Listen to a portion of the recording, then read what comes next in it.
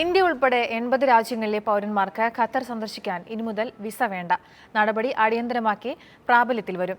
വിനോദസഞ്ചാര മേഖലയുടെ വളർച്ചയ്ക്കായാണ് സുപ്രധാനമായ ഈ തീരുമാനമെന്ന് ഖത്തർ ഔദ്യോഗികമായി അറിയിക്കുന്നു. India, UK, USA, Canada, south Africa, Australia, New Zealand തുടങ്ങിയ രാജ്യങ്ങൾ ഉൾപ്പെടെ 80 രാജ്യങ്ങളിലെ പൗരന്മാർക്ക് ഖത്തർ സന്ദർശക വിസയ്ക്ക് അപേക്ഷിക്കുകയോ ഫീസ് അടയ്ക്കുകയോ വേണ്ടെന്ന് ഖത്തർ അധികൃതർ വ്യക്തമാക്കി. 30 മുതൽ 180 ദിവസം വരെ രാജ്യത്ത് തങ്ങാനുള്ള അനുമതിയാണ് ഇനി മുതൽ നൽകുക. കുറഞ്ഞത് 6 മാസം കാലാവധിയുള്ള പാസ്പോർട്ട്, മടക്കി യാത്രയ്ക്കുള്ള വിമാന ടിക്കറ്റ് എന്നിവ സമർപ്പിച്ചാൽ എമിഗ്രേഷൻ നടപടി പൂർത്തിയാക്കി രാജ്യത്തിനകത്തേക്ക് പ്രവേശിക്കാം. ഖത്തറിന്റെ വിനോദസഞ്ചാര മേഖലകളിലേക്ക് സന്ദർശകരെ ആകർഷിക്കുന്നതിന്റെ ഭാഗമായാണ് പുതിയ നടപടിയെന്ന് Qatar tourism authority chairman Hassan al Ibrahim പറഞ്ഞു. ആഭ്യന്തര മന്ത്രാലയത്തിന്റെ തീരുമാനപ്രകാരമാണ് രാജ്യത്തേക്ക് വിസയില്ലാതെ സൗജന്യ പ്രവേശനം അനുവദിക്കുന്നത്. ഇതോടൊപ്പം വ്യവസ്ഥകൾ പാലിക്കപ്പെടുന്ന നിശ്ചിത വിഭാഗം വിദേശികൾക്ക് പെർമനന്റ് റെസിഡൻസി ID നൽകാനും ഖത്തർ തീരുമാനിച്ചിരുന്നു. വിദേശികളെ വിവാഹം കഴിച്ച ഖത്തറി സ്ത്രീകൾക്കുണ്ടാകുന്ന കുട്ടികൾ, രാജ്യത്തിനു വേണ്ടി നിസ്തുല സേവനം കാഴ്ചവെക്കുന്നവർ, രാജ്യത്തിന് നേട്ടമുണ്ടാക്കാൻ പ്രത്യേക വൈദഗ്ധ്യമുള്ളവർ എന്നിങ്ങനെ 3 വിഭാഗത്തിനാണ് പൗരാവകാശം നൽകാൻ ഖത്തർ തീരുമാനിച്ചത്. GCC രാജ്യങ്ങളുടെ ഉപരോധം മറികടക്കാനുള്ള ഖത്തറിന്റെ നടപടിക്രമങ്ങളുടെ ഭാഗമായാണ് പുതിയ തീരുമാനമെന്നാണ് പൊതുവെയുള്ള വിലയിരുത്തൽ. ഒപ്പം GCC രാജ്യങ്ങളിൽ ആദ്യമായി സൗജന്യ വിസ അനുവദിക്കുന്ന രാജ്യം എന്ന നിലയിലും ഖത്തർ ഇനി മുതൽ അറിയപ്പെടും. ഐബു വള്ളികാടൻ, മാതൃഭൂമി ന്യൂസ്. ഹജ്ജ് തീർത്ഥാടകരുടെ തിരക്ക് വർദ്ധിച്ചതോടെ മക്കയിലെ വിശുദ്ധ കബാലയത്തെ അണിയിച്ചിട്ടുള്ള മൂടുപടം ഉയർത്തിക്കെട്ടി. തീർത്ഥാടകർക്ക് കൈയെത്താത്ത വിധം 3 മീറ്റർ ഉയരത്തിലാണ് കിസ്വ എന്നറിയപ്പെടുന്ന മൂടുപടം ഉയർത്തിക്കെട്ടിയത്. വെളുത്ത പട്ടുതുണി ഉപയോഗിച്ച് ഉയർത്തിക്കെട്ടിയ കിസ്വയുടെ ഭാഗം 2 മീറ്റർ വീതിയിൽ മറച്ചിട്ടുണ്ട്. ലക്ഷക്കണക്കിന് തീർത്ഥാടകർ കിസ്വയിൽ സ്പർശിക്കുകയും വലിക്കുകയും ചെയ്യുന്നത് കേടുപാട് സംഭവിക്കാൻ ഇടവരുത്തും. കിസ്വ കീറിപ്പോകാതെ സംരക്ഷിക്കുന്നതിനാണ് ഉയർത്തിക്കെട്ടുന്നതെന്ന് കിസ്വ നിർമ്മാണ factory director general doctor Muhammad bin Abdullah Bajoda പറഞ്ഞു. ചില തീർത്ഥാടകർ കിസ്വയുടെ ഭാഗം കീറിയെടുക്കാറുണ്ട്. നിരവധി തീർത്ഥാടകർ കിസ്വയിൽ സ്പർശിക്കാനും ആഗ്രഹിക്കുന്നു.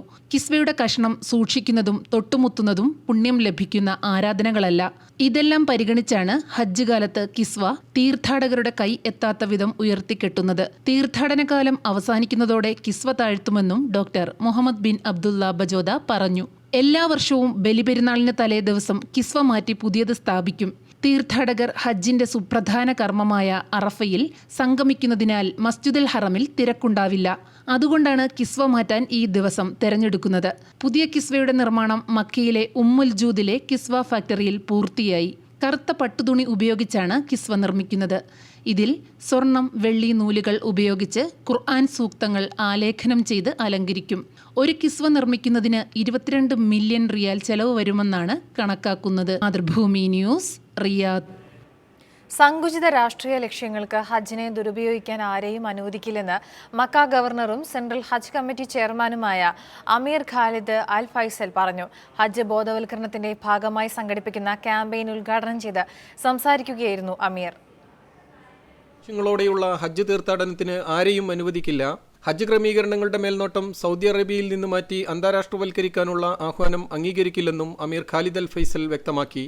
ദൈവത്തിന്റെ അതിഥികളായി എത്തുന്ന തീർത്ഥാടകർക്ക് ഏറ്റവും മികച്ച സേവനം സൗദി അറേബ്യ ഒരുക്കുന്നുണ്ട്. ഇസ്ലാം അനുശാസിക്കുന്ന സ്വഭാവ ഗുണങ്ങളാണ് തീർത്ഥാടകരുടേത്. ഹജ്ജ് രാഷ്ട്രീയവൽക്കരിക്കുന്നതിനും അന്താരാഷ്ട്രവൽക്കരിക്കുന്നതിനുമുള്ള ഖത്തറിന്റെ ആഹ്വാനത്തോട് പ്രതികരിക്കുകയായിരുന്നു അമീർ ഖാലിദ് അൽ ഫൈസൽ. രാഷ്ട്രീയ ലക്ഷ്യങ്ങൾക്ക് ഹജ്ജ് തീർത്ഥാടനത്തെ ദുരുപയോഗിക്കാൻ ആരെയും അനുവദിക്കില്ലെന്ന പ്രഖ്യാപിത നിലപാട് സൗദി അറേബ്യ തുടരുമെന്നും അമീർ ഖാലിദ് അൽ ഫൈസൽ വ്യക്തമാക്കി. ഹജ്ജ് ബോധവൽക്കരണ ക്യാമ്പയിൻ വലിയ നേട്ടമാണുണ്ടാക്കുന്നത്. ക്യാമ്പയിന്റെ ഫലമായി അനുമതിപത്രമില്ലാതെ ഹജ്ജ് നിർവഹിച്ചവരുടെ എണ്ണം 5% കഴിഞ്ഞ വർഷം കുറഞ്ഞു. ഇത് ഏറ്റവും വലിയ നേട്ടമാണ്. നേരത്തെ നിയമവിരുദ്ധമായി ഹജ്ജ് നിർവഹിച്ചവരുടെ എണ്ണം 9% ഹജ്ജ് തീർത്ഥാടകർക്ക് നൽകുന്ന സേവനങ്ങളുടെ നിലവാരം കൂടുതൽ മെച്ചപ്പെടുത്തും. ഈ വർഷം പുണ്യസ്ഥലങ്ങളിൽ 30 കോടി റിയാലിന്റെ വികസന പദ്ധതികൾ മക്ക പ്രവിശ്യ വികസന അതോറിറ്റി നടപ്പിലാക്കിയിട്ടുണ്ടെന്നും അമീർ പറഞ്ഞു. Mathrubhumi news, Riyadh. ഖത്തർ പ്രതിസന്ധി പരിഹാരത്തിന് കുവൈറ്റ് അമീറിന്റെ മധ്യസ്ഥ ഇടപെടൽ വീണ്ടും ഊർജിതമാക്കി. US പ്രതിനിധി സംഘം കുവൈറ്റിലെത്തി അമീറിന് പിന്തുണ അറിയിച്ചു. അമീർ ഷെയ്ഖ് സഭയുടെ പ്രതിനിധി സംഘം സൗദി അറേബ്യയിലും ഈജിപ്തിലും ബഹ്റിൻ, ഒമാൻ, UAE ഏറ്റവും ഒടുവിൽ ഖത്തറിലുമെത്തി അമീറിന്റെ കത്ത് ഭരണാധികാരികൾക്ക് കൈമാറി. കുവൈറ്റിലെത്തിയ US പ്രതിനിധി സംഘം ഡെപ്യൂട്ടി വിദേശകാര്യമന്ത്രി ഖാലിദ് അൽ ജറളുമായി കൂടിക്കാഴ്ച നടത്തി. ഖത്തറും മറ്റ് GCC അംഗരാജ്യങ്ങളുമായി തുടരുന്ന പ്രതിസന്ധിക്ക് കുവൈത്ത് അമീർ Sheikh Sabah al Ahmad al Jaber al സബയുടെ മധ്യസ്ഥയിൽ നടക്കുന്ന നയതന്ത്ര ശ്രമങ്ങൾക്ക് US എല്ലാവിധ പിന്തുണയും ആവർത്തിച്ച് പ്രഖ്യാപിക്കുന്നതായി deputy state secretary for Arab Gulf affairs Tim ലെൻഡർ കിങ്ങും US മുൻ നാവിക സേന general commander in chief Anthony സിന്നയും വ്യക്തമാക്കി. അതേസമയം ഖത്തർ പ്രതിസന്ധി പരിഹാരത്തിനായി കുവൈത്ത് അമീർ ഷെയ്ഖ് സബയുടെ ഊർജിതമായ ശ്രമം വീണ്ടും തുടരുന്നു.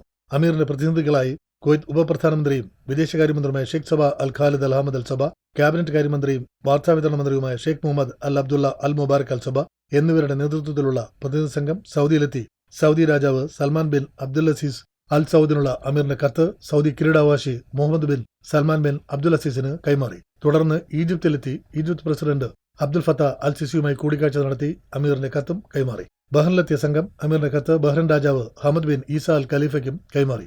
ഒമാൻ സുൽത്താനുള്ള കത്ത് മസ്കത്തിലെത്തി സുൽത്താൻ കാബൂസിന്റെ പ്രതിനിധി അസദ് ബിൻ തൈമർ അൽ സൗദിനും കൈമാറി. UAE-യിലെത്തി UAE വൈസ് പ്രസിഡന്റും പ്രധാനമന്ത്രിയും ദുബായ് ഭരണാധികാരിയുമായ Sheikh Muhammad bin Rashid al മക്തൂബിനും അമീറിന്റെ കത്ത് കൈമാറി.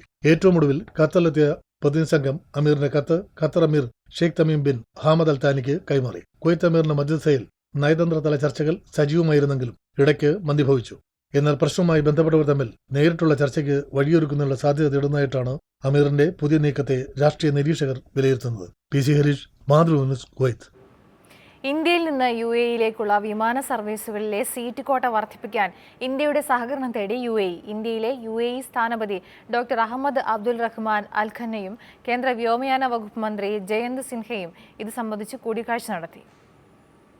UAE-യുടെയും ഇന്ത്യയുടെയും വ്യോമ വിഭാഗങ്ങൾ തമ്മിൽ ചർച്ചകൾ നടത്താനും വ്യോമ ഗതാഗത സേവനങ്ങളിൽ പുതിയ കരാർ ഒപ്പിടാനുള്ള സാധ്യതകൾ തേടാനുമാണ് കൂടിക്കാഴ്ച നടന്നത്. ഇന്ത്യ UAE സഹകരണം മെച്ചപ്പെടുത്താൻ UAE-യിൽ നിന്നും ഇന്ത്യയിലേക്ക് മിതമായ രീതിയിൽ കൂടുതൽ വിമാന സർവീസുകൾ നടത്താൻ തയ്യാറാണെന്ന് UAE സ്ഥാനപതി ഡോക്ടർ അഹമ്മദ് അബ്ദുൾ റഹ്മാൻ അൽ ബന്ന അറിയിച്ചു. ഒക്ടോബർ ആദ്യവാരം ഇത് സംബന്ധിച്ച് കൂടുതൽ ചർച്ചകൾ നടക്കുമെന്ന് കേന്ദ്ര വ്യോമയാന വകുപ്പ് മന്ത്രി ജയന്ത് സിൻഹ പറഞ്ഞു. ഇന്ത്യ UAE വ്യോമ കരാർ അനുസരിച്ച് 1,30,000 സീറ്റുകളും കവിഞ്ഞാണ് ഇന്ത്യയിൽ നിന്നും ഇപ്പോൾ സർവീസുകൾ നടക്കുന്നത്. കരാർ പ്രകാരം സീറ്റ് കോട്ട പുതുക്കി കൂടുതൽ സർവീസുകൾ നടത്താനാണ് UAE ഇന്ത്യയുടെ സഹകരണം തേടുന്നത്.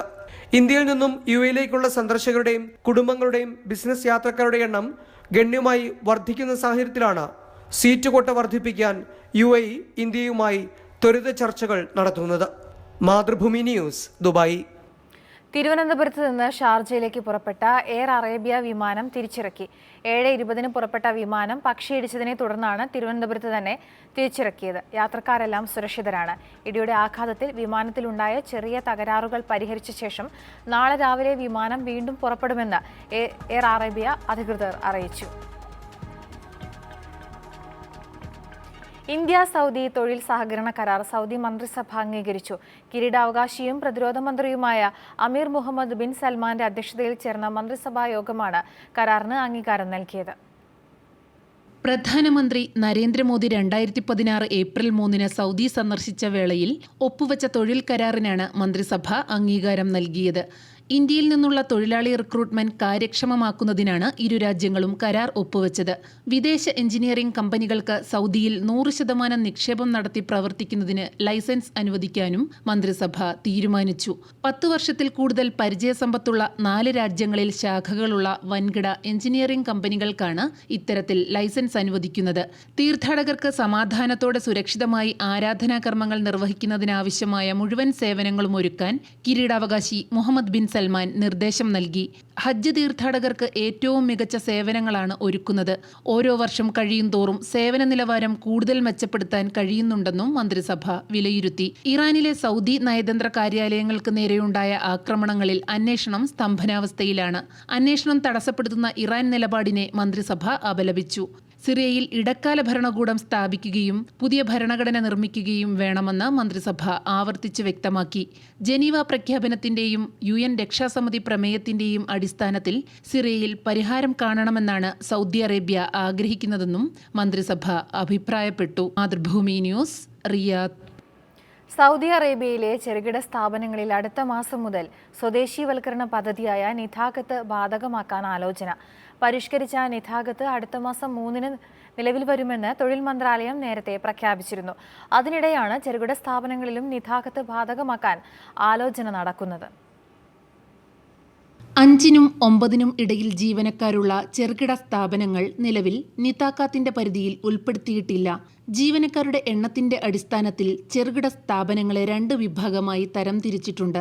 ഇതിൽ കൂടുതൽ ജീവനക്കാരുള്ള സ്ഥാപനങ്ങളെ നിതാക്കാത്തിന്റെ പരിധിയിൽ ഉൾപ്പെടുത്താനാണ് ആലോചിക്കുന്നത്. എന്നാൽ 4 ജീവനക്കാർ വരെയുള്ള സ്ഥാപനങ്ങളെ നിതാക്കാത്തിൽ നിന്ന് ഒഴിവാക്കും.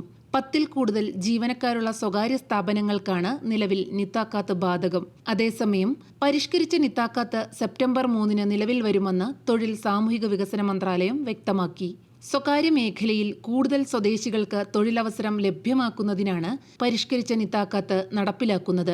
ഇതുപ്രകാരം സ്ഥാപനങ്ങളിലെ സ്വദേശികളുടെ എണ്ണം, സ്വദേശികളുടെ ശരാശരി വേതനം, വനിതാ ജീവനക്കാരുടെ അനുപാതം, സ്വദേശികളുടെ തൊഴിൽ സ്ഥിരത തുടങ്ങിയ ഘടകങ്ങളുടെ അടിസ്ഥാനത്തിൽ പ്രത്യേക പോയിന്റുകൾ നൽകുന്ന രീതിയാണ് നടപ്പിലാക്കുന്നത്. പോയിന്റുകൾ പാരിതോഷികമായോ ഇളവുകളായോ സ്വകാര്യ സ്ഥാപനങ്ങൾക്ക് അവസരം നൽകുന്നതാണ് പരിഷ്കരിച്ച നിതാക്കാത്ത്.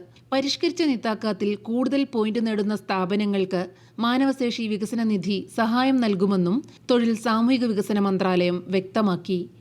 Mathrubhumi news, Riyadh. അനധികൃത താമസ കേന്ദ്രങ്ങൾക്കെതിരെയുള്ള പ്രചാരണവും പരിശോധനയും ഷാർജ മുനിസിപ്പാലിറ്റി ശക്തമാക്കി. എമിറേറ്റിലെ ഭവന ചട്ടങ്ങൾ ലംഘിച്ച് അനധികൃതമായി തിങ്ങിപ്പാർക്കുന്നവർ പൊതുജനാരോഗ്യത്തിനും സുരക്ഷയ്ക്കും വലിയ ഭീഷണിയാണ് ഉയർത്തുന്നതെന്ന് മുനിസിപ്പാലിറ്റി അധികൃതർ വ്യക്തമാക്കുന്നു. ഈ വർഷം ആദ്യ പകുതിയിൽ 6395 അനധികൃത താമസക്കാർക്ക് മുനിസിപ്പാലിറ്റി മുന്നറിയിപ്പ് നൽകി കഴിഞ്ഞു. അനധികൃതമായി ബാച്ചിലർമാർ തിങ്ങിപ്പാർത്തിരുന്ന 1296 അപ്പാർട്ട്മെന്റുകളിലേക്കുള്ള വൈദ്യുതി വിച്ഛേദിച്ചതായും അധികൃതർ അറിയിച്ചു. സുരക്ഷയും സാമൂഹികവുമായ കാരണങ്ങൾ കണക്കിലെടുത്താണ് കുടുംബങ്ങൾ താമസിക്കുന്ന പ്രദേശങ്ങളിൽ ബാച്ചിലർമാർക്ക് താമസം അനുവദിക്കാതിരിക്കുന്നത്. ഷാർജ മുനിസിപ്പാലിറ്റിയുടെ പരിശോധന വിഭാഗം തലവൻ ഖലീഫ അൽ സുവേദി ഇത്തരക്കാർക്കെതിരെ കർശനമായ നടപടിയെടുക്കുമെന്നും മുന്നറിയിപ്പ് നൽകുന്നു. ശക്തമായ പരിശോധനയാണ് നിയമലംഘനങ്ങൾ കണ്ടെത്താൻ നടത്തുന്നതെന്നും അദ്ദേഹം കൂട്ടിച്ചേർത്തു. ഒരു ഫ്ളാറ്റിൽ ഒന്നിലധികം കുടുംബങ്ങൾ താമസിക്കുന്നതും ഒരു അപ്പാർട്ട്മെന്റിൽ 15 ബാച്ചിലർമാരെ വരെ താമസിക്കുന്നതും പരിശോധനയിൽ കണ്ടെത്തിയിട്ടുണ്ട്. ഇത് മുനിസിപ്പാലിറ്റിയുടെ ചട്ടങ്ങൾക്ക് വിരുദ്ധമാണ്. അൽ നഹദയിലെ ഒരു അപ്പാർട്ട്മെന്റിൽ 40 ആഫ്രിക്കൻ വംശജർ താമസിച്ചിരുന്നതായി പരിശോധനയിൽ കണ്ടെത്തി. കുടുംബാംഗങ്ങളുടെ കൂടെ ബാച്ചിലർമാർ താമസിക്കുന്നതും മുനിസിപ്പാലിറ്റി നടത്തിയ പരിശോധനയിൽ കണ്ടെത്തിയിട്ടുണ്ട്. പലപ്പോഴും ഇത്തരം ഫ്ളാറ്റുകളിൽ മുനിസിപ്പാലിറ്റിയുടെ അറിവോ സമ്മതമോ ഇല്ലാതെ അനധികൃതമായ മുറികൾ പാർട്ടീഷൻ ചെയ്ത് വാടകയ്ക്ക് നൽകുകയാണ്. ഇതെല്ലാം ഗുരുതരമായ സുരക്ഷാ വീഴ്ചകളാണെന്ന് മുനിസിപ്പാലിറ്റി വ്യക്തമാക്കുന്നു. നിയമലംഘകർക്ക് 500 ദിർഹമാണ് പിഴ. കുറ്റം ആവർത്തിച്ചാൽ പിഴത്തുക ഇരട്ടിയാകും. അനധികൃതമായി താമസിക്കുന്ന ശ്രദ്ധയിൽപ്പെട്ടാൽ മുനിസിപ്പാലിറ്റിയുടെ 993 എന്ന നമ്പറിൽ വിളിച്ചറിയിക്കണമെന്നും ഷാർജ മുനിസിപ്പാലിറ്റി നിർദ്ദേശിക്കുന്നു. Mathrubhumi news, Sharjah. 2017 ആദ്യപാദത്തിൽ ബഹ്റിന്റെ എണ്ണ ഇതര മേഖലയിൽ വൻ വളർച്ച രേഖപ്പെടുത്തി. വൻകിട അടിസ്ഥാന സൗകര്യ പദ്ധതികൾ ഈ വളർച്ചയിൽ വലിയ പങ്ക് വഹിച്ചിട്ടുണ്ട്. ബഹ്റിന്റെ എണ്ണ ഇതര മേഖലയിലെ വളർച്ച 2017 ആദ്യപാദത്തിൽ 4.4% ബഹ്റിൻ എക്കണോമിക് ഡെവലപ്മെന്റ് ബോർഡിന്റെ റിപ്പോർട്ട് വ്യക്തമാക്കുന്നു. 2016 മൊത്തം 3.7% വളർച്ച. 2017 ആദ്യപാദത്തിൽ തന്നെ 4.4% വൻ മുന്നേറ്റമാണ് ഈ മേഖലയിലുണ്ടായത്. 2017 ആദ്യ 3 മാസങ്ങളിൽ സമ്പദ് വ്യവസ്ഥ 2.9% വളർച്ച നേടി. 2016 പൂർത്തിയായപ്പോൾ 3% വളർച്ച. വൻകിട അടിസ്ഥാന സൗകര്യ പദ്ധതികൾ ഈ മേഖലയിൽ വളർച്ച കൈവരിക്കാൻ സഹായകമായി. ഹോട്ടലുകൾ, റെസ്റ്റോറന്റുകൾ, ഗതാഗത സേവനങ്ങൾ, വാർത്താവിനിമയ വ്യവസായങ്ങൾ, സാമ്പത്തിക സേവനങ്ങൾ എന്നീ മേഖലകൾ 2017 ആദ്യപാദത്തിൽ മികച്ച വളർച്ചാ നിരക്ക് കൈവരിച്ചതായി EDB അറിയിച്ചു. ഹോട്ടൽ റെസ്റ്റോറന്റ് മേഖലയിൽ 12.3%, ധനകാര്യ സേവന മേഖലയിൽ 8.3%, ഗതാഗത വാർത്താവിനിമയ മേഖലയിൽ 8.2% വളർച്ച രേഖപ്പെടുത്തി. 2017 രണ്ടാം പാദത്തിൽ GCC വികസന ഫണ്ടായി $3.2 ബില്യൺ മാറ്റിവച്ചിരിക്കുന്നത്. 2016 ആദ്യപാദത്തിനെ അപേക്ഷിച്ച് 111.3% കൂടുതലാണിത്. $3 ബില്യൺ അലൂമിനിയം വ്യവസായശാല, $1.1 ബില്യൺ വിമാനത്താവള നവീകരണ പദ്ധതി, $335 മില്യൺ ബനാഗാസ് വാതക നിലയം തുടങ്ങിയവ ഉൾപ്പെട്ടതാണ് അടിസ്ഥാന സൗകര്യ പദ്ധതികൾ. കിങ് ഹമദ് കോസ്വേയുടെ നിർമ്മാണവും ഇതിൽ ഉൾപ്പെടും. സാമ്പത്തിക പ്രതിസന്ധികളിൽ നിന്ന് കരകയറാൻ ഗവൺമെന്റിന്റെ പരിഷ്കരണ നടപടികൾ സഹായകമായതായി ഇക്കണോമിക് ഡെവലപ്മെന്റ് ബോർഡ് വ്യക്തമാക്കി. Mathrubhumi news, Bahrain. ലോകത്തിലെ സുരക്ഷിത നഗരങ്ങളുടെ പട്ടികയിൽ അബുദാബി 1-ാം സ്ഥാനത്ത്. ലോക നഗരങ്ങളെക്കുറിച്ച് നുംബിയോ വെബ്സൈറ്റ് നടത്തിയ താരതമ്യ പഠനങ്ങൾക്ക് ശേഷമാണ് സുരക്ഷിതത്വത്തിന്റെ കാര്യത്തിൽ അബുദാബിയെ മികച്ച നഗരമായി തിരഞ്ഞെടുത്തത്. സ്വിറ്റ്സർലൻഡിലെ ബേസിലും ജർമ്മനിയിലെ മുനിച്ചും സിംഗപ്പൂരും കാനഡയിലെ ക്യൂബെക് സിറ്റിയുമാണ് യഥാക്രമം കുറ്റകൃത്യങ്ങൾ കുറഞ്ഞതും മികച്ച സുരക്ഷാ സംവിധാനങ്ങളുമുള്ള അബുദാബിക്ക് ശേഷമുള്ള നഗരങ്ങൾ. 13.54 ആണ് അബുദാബിയിലെ കുറ്റകൃത്യങ്ങളുടെ നിരക്ക്. സുരക്ഷാ നിരക്ക് 86.46 ആണ്. ഏഷ്യയിലെ സുരക്ഷിത നഗരങ്ങളുടെ പട്ടികയിൽ ദുബായ് നഗരത്തിനാണ് 5-ാം സ്ഥാനം.